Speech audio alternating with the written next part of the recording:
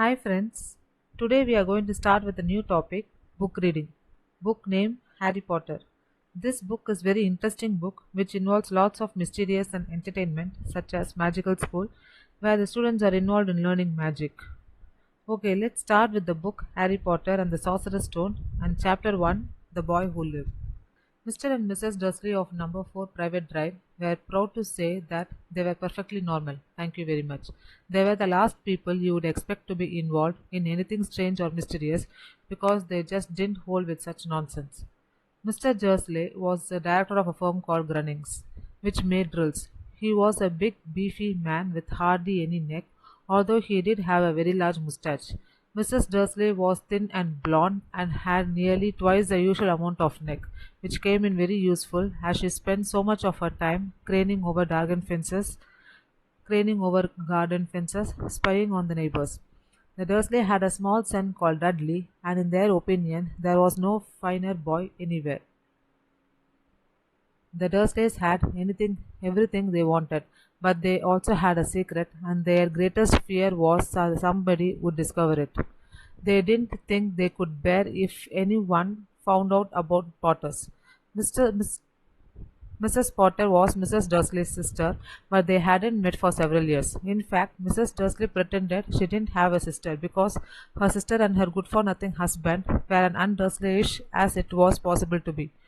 The Dursleys shuddered to think what the neighbors would say if the Potters arrived in the street. Dursleys knew that the Potters had a small son too, but they had never even seen him. This boy was another good reason for keeping the Potters away. They didn't want Dudley mixing with a child like that.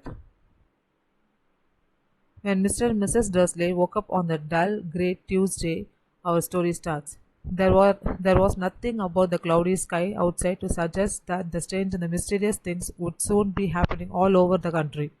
Mr. Dursley hummed as he picked out his most boring tie for work, and Mrs. Dursley gossiped away happily as she wrestled a screaming Dudley into his high chair.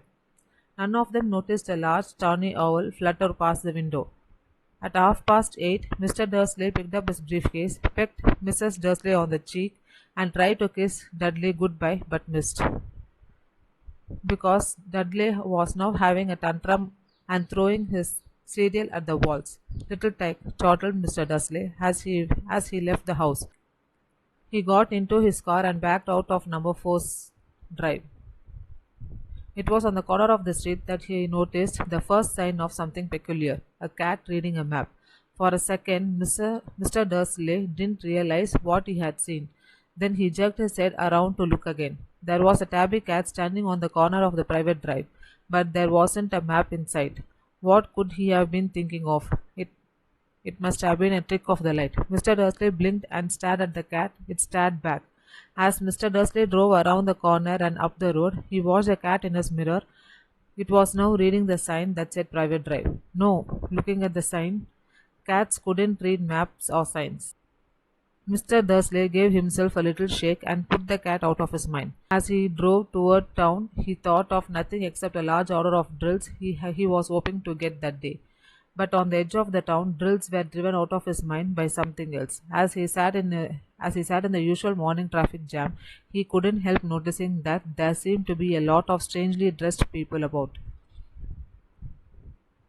People in cloaks. Mr. Dursley couldn't bear people who were dressed in funny clothes. The get-ups you saw on young people, he supposed this was some stupid new fashion. He drummed his fingers on the steering wheel and his eyes fell on the huddle of these weirdos standing quite close by. They were whispering excitedly together. Mr. Dursley was enraged to see that a couple of them weren't young at all. Why that man had to be older than he was and wearing an emerald green cloak. The nerve of him. But then it struck Mr. Dursley that this was probably some silly stunt. These people were obviously collecting for something. Yes, that would be it. The traffic moved on, and a few minutes later, Mr. Dursley arrived in Grunning's parking lot, his mind back on the drills. Mr. Dursley always sat with his back to the window in his office on ninth floor. If he hadn't, he might have found it harder to concentrate on drills that morning. He didn't see the owls swooping past in broad daylight, though people down in the street did. They pointed and gazed open mouthed as owl after owl sped overhead. Most of them had never seen an owl even at night time. Mr. Dursley, however, had a perfectly normal owl free morning. He yelled at five different people. He made several important telephone calls and shouted a bit more. He was in a very good mood until lunchtime when he thought he'd stretch his legs and walk across the road to buy himself a bun from the bakery. Okay, friends, so that's it for today. I will read the remaining book in the next video. Okay, so we'll see in the next video.